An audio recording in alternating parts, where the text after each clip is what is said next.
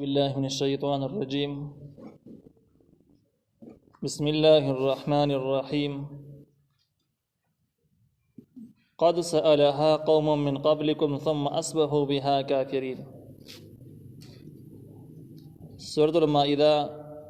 102 نمبر آیت.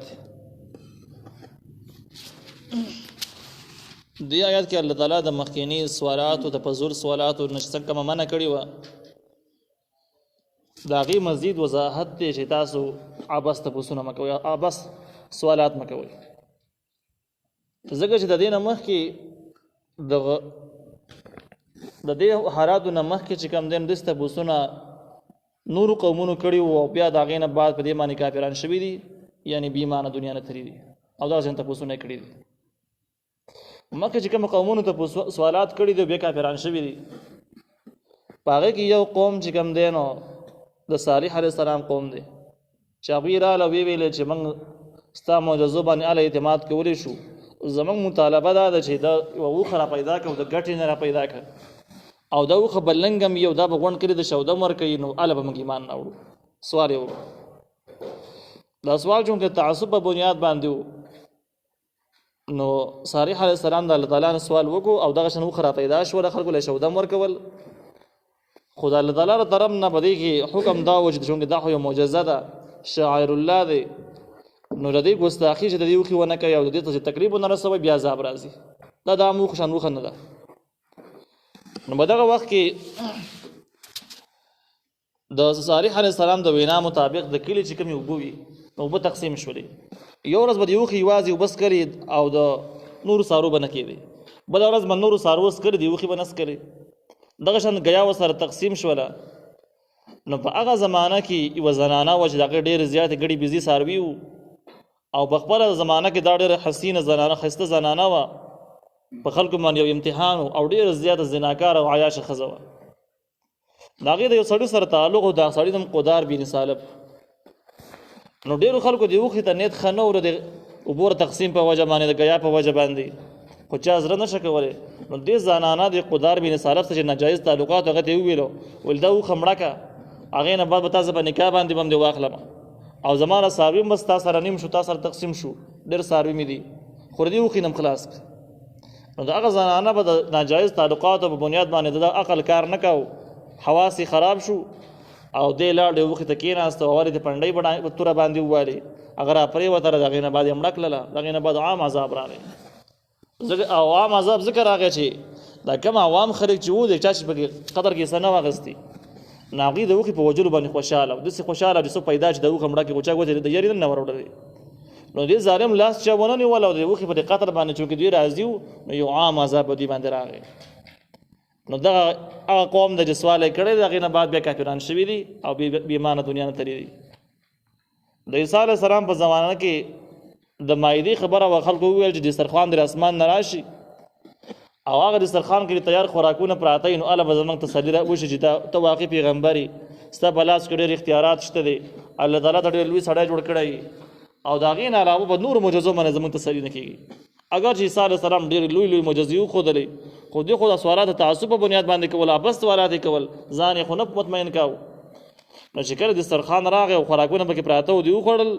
نو چا ویل نو کسانو وویل چې دا خو ښکاره جادو دی، په دې کې خو شک نشته، څنګه اسمان دسترخوان راځي تیار خوراکونه پکې راځي، موږ د خپلو سترګو باندې ګورو، دا ویل له سحر نه خالي نه دی. نو هغه معجزې نه انکار وکړو، په هغې باندې عذاب راغی. اکثر روایاتو لیکلي دي چې د دې کوم مشرانو، هغه مشرانو نه خنزیران جوړ شو، کومې چې ځوانانو د هغې شادوګان ساز شو او بیا دنیا نه فرار شو. په دغه طریقه باندې ډېر قومونه نور هم هلاک شوي دي. حاصل له دې دا ده چې کله چا فرمایشي معجزې مطالبه کړې ده او هغه فرمایشي معجزې نه وروسته د ایمان نه دی راوړی او سرکشي کړله، نو د هغې په بدل کې الله تعالی داسې عذاب راوستلی ده چې بې د سر منه ختم کړي دي. نو الله تعالی وایي قد سألها قوم، یقینا سوالونه کړي، تپوسونه کړي د دې قوم، یو قوم من قبلکم ستاسو نه وړاندې، ثم اصبحوا بها کافرین، بیا وګرځېده په هغې باندې کفر کوونکي، د هغه سوال په تقاضا باندې ونه چلېدو. ما جعل الله من بحيرة ولا سائبة ولا وسيلة ولا حام ولكن الذين كفروا يفترون على الله الكذب واكثرهم لا يعقلون. دې ځای کې رد په تحریمات لغیر الله کې یعنی د جاهلیت په باطل او رسمونو باندې رد کیږي. هغه دا و چې هغه څیزونه چې الله تعالی نو حرام کړي دې خلکو د خپل رواج مطابق حرام ګرځولي او بیا په هغې کې په الله باندې دروغ ورړولي چې د الله ویلي دي. نو یو څیز حرامول یا حلالول، تحلیل او تحریم دا صفت د الله دی. الله تعالی چې کوم څیز حرام کړی دی هغه څوک حلالولی نه شي، او کوم ته چې حلال ویلی دی هغې ته څوک حرام نه شي ویلی. که چا دا کار وکړ نو دې باندې انسان کافر کیږي. دا د خدایي صفت ځان کې پیدا کول شو، دا د کفر عقیده ده. دغه شان د داسې انسانان پر انسانانو کې داسې انسان چې هغه یو اعلان وکړي یو ناجایز ته جایز ووایي یا یو جایز ته ناجایز ووایي او خلک یې ورسره ومني چې بس ټیک دا پلان کې ویلي داسې شوله، نو په دې سره هم انسان مشرک ګرځي. لکه په دې کې عقیده را سوشلیزم راواخلي چې په ډېرو ملکونو کې نافذ ده، په ډېرو ملکونو کې نافذ غټ اختیارات خو یې نشته دی، خو خلک یې عقیدې والا خلک یې شته. هغه عقیده دا ده چې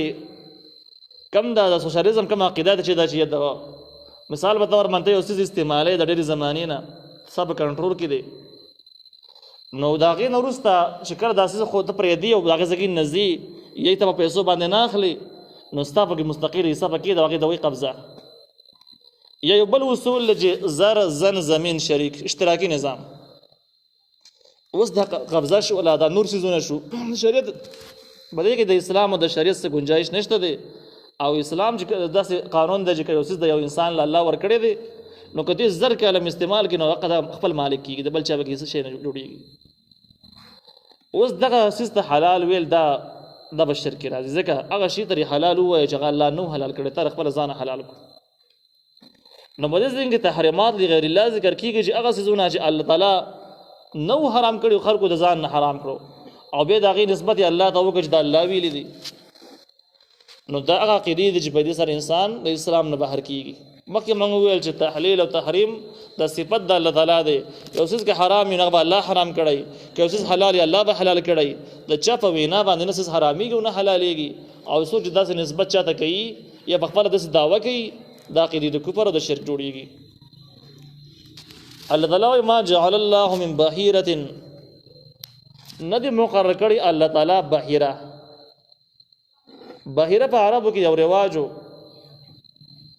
او رواج هغوی دا و چې د یو څاروي سوده به راواغستل،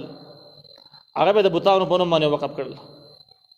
او عقیده به دا و چې د دې سودو استعمال اوس ما دپاره ناجایز شو، حرام شو.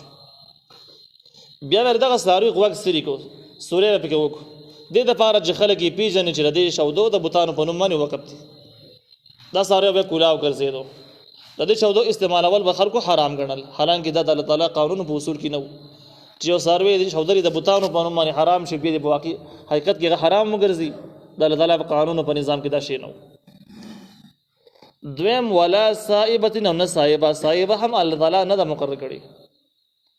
صائبه به دوی هغه څاروي ته ویله، اگر چې په دې اصطلاحاتو کې د مفسرینو سره لږ ډېر اختلاف شته دی، خو صائبه چې کوم ده هغې ته ویلی کېږي. د مشرکانو عقیده او رواج دا و چې کله به یو انسان بیمار شو یا به یو انسان په سفر باندې لاړ او ایسته به ورک شو، واپس پته به یې نه لګېدله چې څه شو، نو دوی به څاروی راواغست د بوت په نوم باندې پې وقف، د بوت په نوم باندې به یې نظر ومانو چې که دا انسان د بیمارۍ نه ښه شو یا د سفر نه راواپس شو، دا پلانکې څاروی چې کوم دی نو دا د بوت په نوم باندې وقف شو. بیا دغه صاحبه چې د بوت په نوم به وقف شوی و آزاد به ګرځېدو. د خلکو عقیده دا وه چې دا څاروی به د خپلو اوبو نه به یې نه منې کې، کوم ځای کوم چې اوبه څکلي نو ته به یې نه منې کې، که تا منې کړو ته ګنهګارېږي، خرابېږي. او د وښو نه خپلو وښو نه د خپلو پټو نه به یې نه رامنې کې چې هغه ګیا وخوري، فصل وخوري، خوري چې خوري به ته به یې نه رامنې کې، ځکه صاحبه دی او د دې رامنې کول هغوی ناجایز ګڼل. ولا وسیلة، نه وسیله څاروی.